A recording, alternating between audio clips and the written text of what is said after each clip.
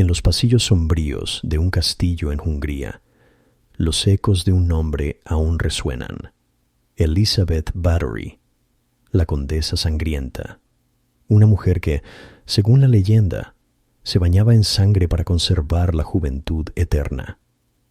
Pero tras el mito se ocultan secretos de poder, conspiraciones y verdades que la historia nunca reveló por completo. ¿Fue realmente una asesina despiadada? ¿O la víctima perfecta de una intriga inmortal? En la región de Transilvania, a finales del siglo XVI, los cielos parecían teñidos de un rojo perpetuo. Elizabeth nació en una de las familias más poderosas de Hungría, bajo un linaje que se decía estaba marcado por la violencia y la enfermedad. Los rumores hablaban de antepasados crueles, de pactos con fuerzas oscuras y de un legado que jamás debía salir a la luz. La infancia de Elizabeth transcurrió entre castillos fortificados, banquetes cargados de excesos y salones impregnados por la tensión política. Su familia, los Bathory, era temida y respetada. Mientras Europa se desgarraba entre guerras religiosas, en aquellas tierras, las alianzas se compraban con sangre y las traiciones se pagaban con fuego. Desde pequeña, Elizabeth fue testigo de episodios extraños, ataques violentos, cambios bruscos de humor y desmayos que recorrían a varios miembros de su familia. La epilepsia, mal comprendida en aquella época, se mezclaba con supersticiones. Algunos aseguraban que los Bathory estaban malditos. Otros que habían sido elegidos por fuerzas sobrenaturales. A diferencia de muchas mujeres de su tiempo, Elizabeth recibió una educación privilegiada. Aprendió varios idiomas, estudió historia, filosofía y política. Su inteligencia era evidente, pero también lo era su carácter frío y calculador. Desde temprana edad se formó para liderar, aunque sus ojos guardaban un brillo inquietante que sus tutores apenas lograban descifrar. Con apenas 10 años, presenció ejecuciones públicas en las plazas de Hungría. La brutalidad del castigo era un espectáculo común: cuerpos colgados, cabezas clavadas en estacas. Elizabeth no apartaba la mirada, sino que observaba con fría curiosidad, como si cada escena quedara grabada en su memoria para siempre. La región estaba constantemente amenazada por invasiones otomanas. El eco de los ejércitos, los gritos de los aldeanos y las hogueras en el horizonte formaban parte de su infancia. La muerte no era un concepto lejano, era el aire que respiraba cada día. En ese entorno, entre enfermedades, supersticiones y violencia, comenzó a germinar la leyenda. Algunos afirmaban que la joven Elizabeth mostraba una fascinación anormal por la sangre. Otros la describían como una niña silenciosa, siempre observando, como si esperara el momento de revelar su verdadera naturaleza. La infancia de Elizabeth Bathory no fue inocente ni tranquila. Fue un espejo de la violencia de su tiempo y el germen de una reputación oscura. Pero el verdadero destino de la condesa aún estaba por sellarse.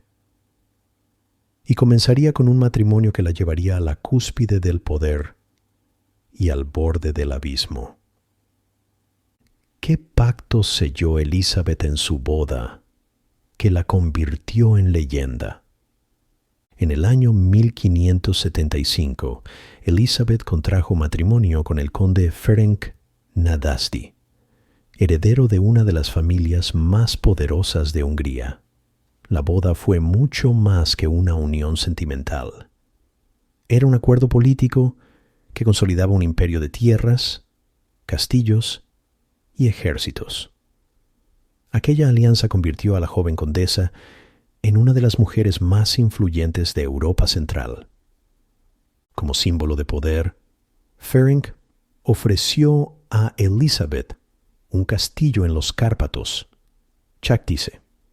Sus muros grises, sus pasadizos secretos y sus torres imponentes se convertirían en el escenario de la leyenda. Lo que debía ser un hogar se transformaría en una prisión de secretos insondables. Ferenc, conocido como el héroe negro de Hungría, pasaba la mayor parte del tiempo en campaña contra los otomanos. Su brutalidad en el campo de batalla era temida incluso por sus aliados. Mientras él derramaba sangre en guerras lejanas, Elizabeth quedaba sola al mando de vastas tierras y cientos de sirvientes. En la ausencia de su esposo, Elizabeth no se limitaba a esperar, observaba, escuchaba y aprendía de los métodos crueles que Ferenc aplicaba a sus enemigos. Algunos cuentan que él mismo le enseñó técnicas de tortura, compartiendo con ella un legado de violencia que se convertiría en parte de su vida cotidiana. Aunque joven y rodeada de lujos, Elizabeth comenzó a ser temida. Su porte imponente, su inteligencia y la forma en que dirigía sus dominios sin titubeo la hicieron respetada por nobles y campesinos. Sin embargo, en su mirada se adivinaba un vacío, como si la soledad y el poder hubiesen comenzado a corroerla desde dentro. Los primeros susurros sobre extrañas prácticas comenzaron a circular en torno al castillo. Criadas que desaparecían, noches en las que se escuchaban gritos apagados y sirvientes que juraban haber visto sombras moverse por las torres.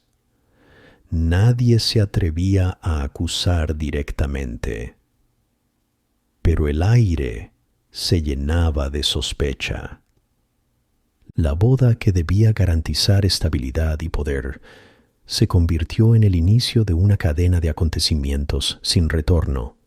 Elizabeth, empoderada y cada vez más aislada, comenzaba a explorar un mundo donde la sangre y el control se entrelazaban como un mismo destino.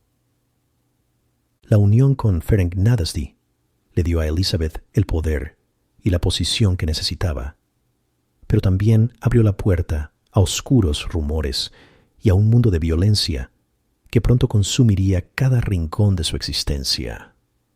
Con Ferenc ausente en la guerra, Elizabeth asumió el mando absoluto. Desde la gran sala del castillo organizaba cosechas, administraba impuestos y dictaba castigos. Su figura se alzaba como la de una soberana implacable. Para algunos, era justicia. Para otros, un terror que se respiraba en cada rincón. Las criadas hablaban en voz baja de habitaciones a las que nadie podía entrar, puertas cerradas con llaves de hierro, pasadizos ocultos detrás de tapices y sótanos donde las antorchas nunca se apagaban. El castillo parecía vivo, como si sus piedras respiraran junto a ella. Según los rumores, todo comenzó con un accidente. Una criada lastimó a Elizabeth mientras la peinaba y una gota de sangre cayó sobre su piel. El contraste entre el rojo brillante y su pálida blancura despertó una fascinación inquietante. Desde ese momento, la sangre dejó de ser un símbolo de muerte y comenzó a convertirse en un espejo de deseo. Las sirvientas del castillo eran las primeras víctimas. Desaparecían de manera repentina y sus cuerpos jamás eran encontrados. Algunos decían que Elizabeth probaba métodos de tortura heredados de su esposo. Otros, que había descubierto un placer nuevo en el sufrimiento ajeno. Nadie podía comprobarlo, pero todos lo temían. Noches enteras se escuchaban lamentos apagados que parecían salir de las entrañas del castillo. Los guardias juraban que se trataba de espíritus, pero los más osados afirmaban haber visto a Elizabeth recorrer los pasillos con un vestido manchado, como si llevara consigo las pruebas de su crueldad. El poder de la condesa era tan grande que nadie se atrevía a desafiarla. Los campesinos temían perder sus tierras, los nobles buscaban su favor y los sirvientes sabían que hablar equivalía a morir. Así, el silencio colectivo alimentó la oscuridad y los muros del castillo se convirtieron en cómplices del secreto. Poco a poco, el castillo de Chachticha comenzó a ser conocido como un lugar maldito. Los viajeros lo evitaban. Las historias corrían de boca en boca, y Elizabeth se transformaba en una figura rodeada de misterio y temor. Sin embargo, lo más perturbador estaba aún por revelarse. Chachtice había dejado de ser un hogar para convertirse en un símbolo del horror, y lo que empezó como rumores pronto se convertiría en acusaciones imposibles de ignorar. En los corredores de Chachtice, Elizabeth comenzó a obsesionarse con un mismo temor: la pérdida de la juventud. Cada arruga, cada sombra bajo sus ojos era un recordatorio de que el tiempo no perdona ni a la nobleza. La condesa no solo deseaba poder, anhelaba vencer a la muerte misma. La leyenda asegura que Elizabeth descubrió un secreto macabro. La sangre fresca rejuvenecía su piel. Lo que empezó como un experimento aislado se convirtió en un ritual cada vez más frecuente. El eco de estas prácticas cruzó los muros y alcanzó los oídos de aldeanos y nobles. Elizabeth no estaba sola. Varios sirvientes le eran incondicionales, participando en los rituales y asegurándose de silenciar a quienes podían delatarla. Eran cómplices por miedo o devoción, y su lealtad permitió que la condesa extendiera sus experimentos sin freno alguno.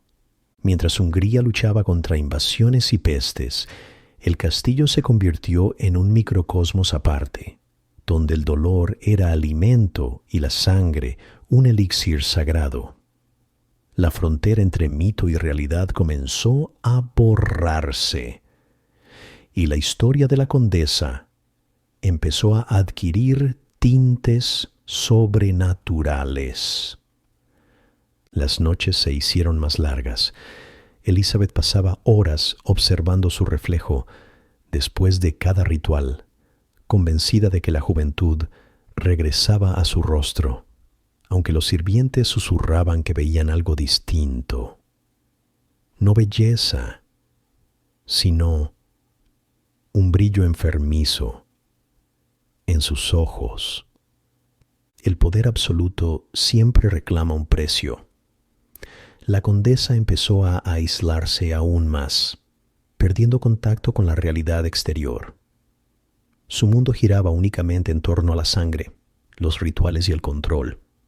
La línea entre mujer y mito comenzaba a desaparecer.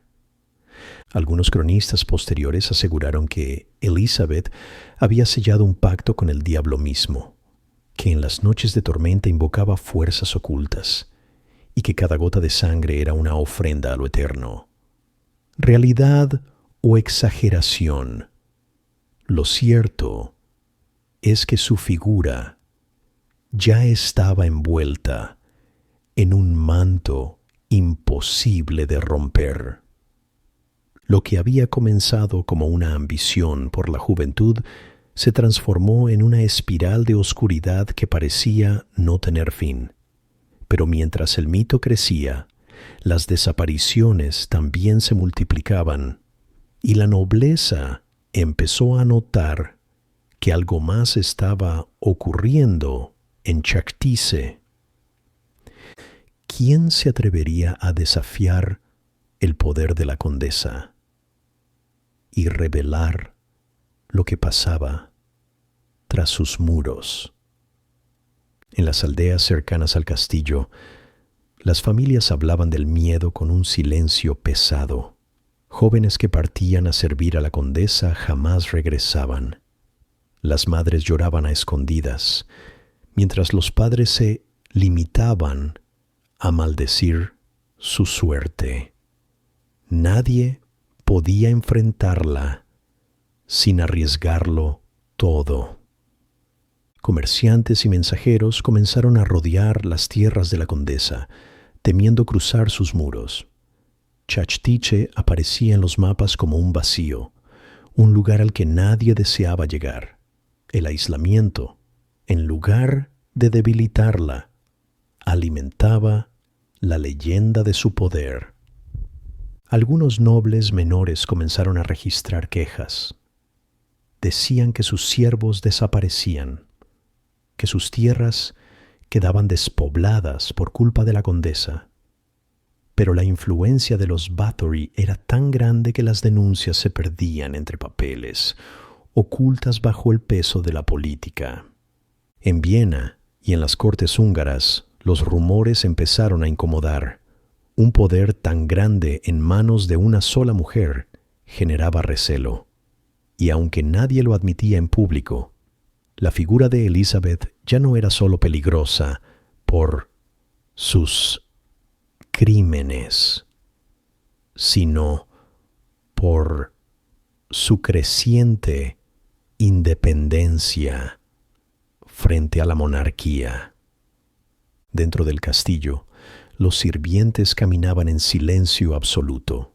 Un solo error podía costarles la vida. Algunos intentaron escapar, pero eran capturados en los bosques y devueltos para sufrir castigos ejemplares. La condesa gobernaba con un terror absoluto, y el miedo era su arma más afilada. A las afueras del castillo comenzaron a aparecer cuerpos enterrados a medias, cadáveres con marcas inexplicables en la piel, que alimentaban aún más las sospechas. Los aldeanos, aterrados, atribuían los hallazgos a castigos divinos, pero sabían que la respuesta estaba en lo alto de la colina. La condesa ya no era vista como una mujer, sino como un monstruo disfrazado de nobleza. Su figura se transformaba en un mito viviente, y cada historia, real o inventada, multiplicaba el terror. La línea entre verdad y ficción se desdibujaba, pero el efecto era devastador. Elizabeth Bathory se convertía en inmortal a través del miedo. El mito había dejado de ser un secreto. La condesa sangrienta era un nombre temido en aldeas, castillos y cortes, y mientras más crecía la leyenda, más urgente se volvía la pregunta: ¿quién se atrevería a detenerla? El momento de la caída se acercaba, y el poder real comenzaba a preparar su intervención. En el Palacio de Viena, los consejeros del rey escuchaban con atención los informes que llegaban de Hungría. Demasiadas desapariciones, demasiadas quejas de nobles arruinados, y un nombre repetido una y otra vez: Elizabeth Bathory. Lo que había sido considerado simple murmuración se transformaba en una amenaza política. El rey Matías de Hungría, presionado por la nobleza y la iglesia, decidió actuar. Ordenó a Gheorghe Thurzó, conde palatino, investigar los rumores. Thurzó era un hombre de poder e influencia, y además tenía un vínculo directo. Era pariente lejano de los Báthory. Mientras tanto, algunos nobles vecinos, deseosos de apoderarse de las tierras de la condesa, encontraron en los rumores una oportunidad perfecta. La caída de Elizabeth no sería solo un acto de justicia, sino también una jugada política para redistribuir riquezas y poder. Thurzó y sus hombres comenzaron a vigilar el castillo en secreto. Observaban a los sirvientes, escuchaban los relatos de los aldeanos y buscaban pruebas. Cuanto más se acercaban, más aterradores eran los testimonios. Jóvenes desaparecidas, cuerpos mutilados, habitaciones manchadas de rojo. Thurzó y sus hombres comenzaron a vigilar el castillo en secreto. Observaban a los sirvientes, escuchaban los relatos de los aldeanos y buscaban pruebas. Cuanto más se acercaban, más aterradores eran los testimonios. Jóvenes desaparecidas, cuerpos mutilados, habitaciones manchadas de rojo. La condesa no sospechaba que la red se tejía alrededor de ella. Creía seguir siendo intocable, ignorando que las cortes ya habían firmado su destino. La caza no era solo contra una criminal, era contra un símbolo de poder que debía ser derribado. A finales del año 1610, la tensión llegó a su punto máximo. El conde Thurzó reunió a sus hombres y se preparó para entrar en el castillo. La nobleza aguardaba, el rey esperaba resultados y el mundo contenía la respiración ante la inminente caída de la condesa sangrienta. El poder real había decidido que Elizabeth Bathory debía caer, y el castillo de Cháchtyse, que durante años había sido su fortaleza, estaba a punto de convertirse en su prisión. ¿Qué descubrirían las autoridades al abrir las puertas del castillo? La madrugada estaba cubierta de nieve. Las antorchas iluminaban los muros cuando Gheorghe Thurzó y sus hombres derribaron las puertas del castillo. El eco metálico de las armaduras resonaba como un trueno en los pasillos oscuros. Dentro, el aire estaba cargado de un hedor insoportable. En las cámaras inferiores se encontraron cuerpos mutilados, algunos aún tibios, otros ya rígidos. El horror superaba cualquier rumor. Grilletes oxidados, manchas en las paredes, gritos apagados, atrapados en el silencio. En una de las salas, la condesa fue sorprendida en plena acción. La imagen de Elizabeth Bathory, altiva y fría, frente a una joven agonizante, quedó grabada en la memoria de los testigos como una prueba irrefutable de su monstruosidad. Los guardias la rodearon. No hubo resistencia, no hubo súplica. Elizabeth observaba a Thurzó con una mezcla de desafío y desprecio, como si incluso en aquel momento creyera ser intocable.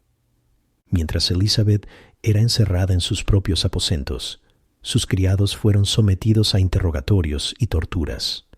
Sus confesiones detallaron crímenes inimaginables, azotes, cuchilladas, baños de sangre. La justicia, sin embargo, no era ciega. Algunos testigos buscaban salvarse. Otros exageraban. el juicio despertó un debate feroz entre la nobleza. ¿Era Elizabeth Bathory una asesina despiadada o una víctima de conspiraciones políticas? Algunos buscaban destruirla para repartirse su herencia, mientras otros temían que su caída sentara un precedente peligroso. En enero de 1611, el veredicto fue inapelable. Los cómplices de Bathory fueron condenados a muerte. Ella, por su linaje y rango, no sería ejecutada. Su castigo sería aún más cruel. Elizabeth fue encerrada en una torre de su propio castillo, tapiada con piedras que dejaban apenas una rendija para pasarle alimento.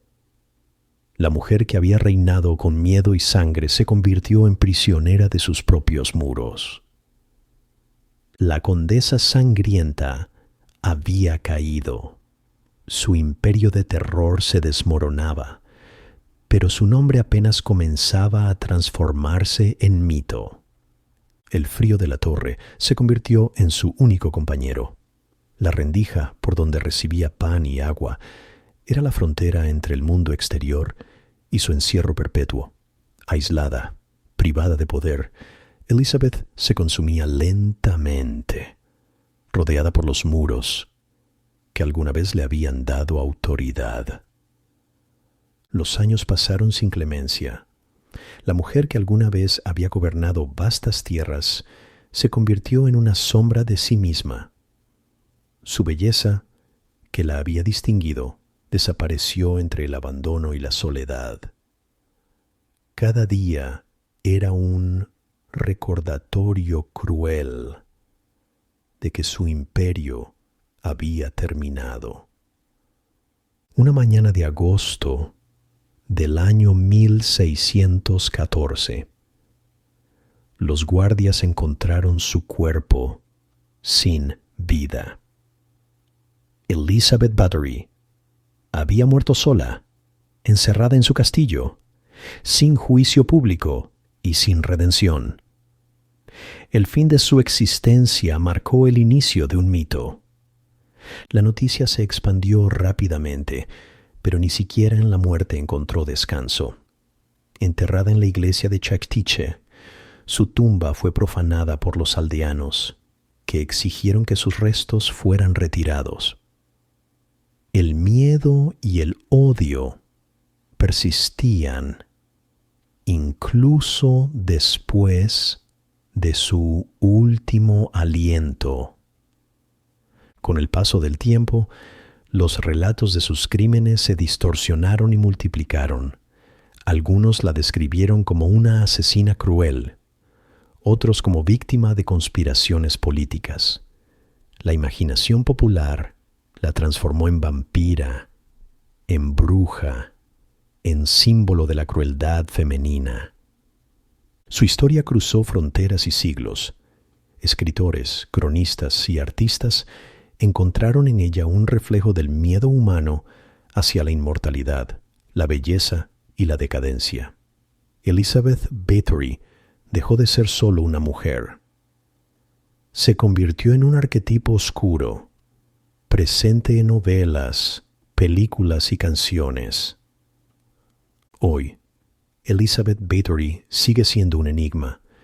¿Fue realmente responsable de cientos de muertes o una víctima de las intrigas de su tiempo?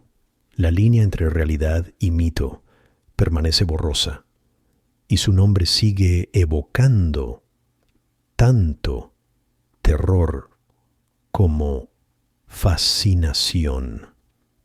Elizabeth Bathory murió hace más de 4 siglos, pero su sombra permanece. Su historia no pertenece solo al pasado. Habita en cada relato que se atreve a pronunciar su nombre. Porque quizá la verdadera pregunta nunca fue ¿qué hizo la condesa sangrienta?, sino ¿qué estamos dispuestos a creer?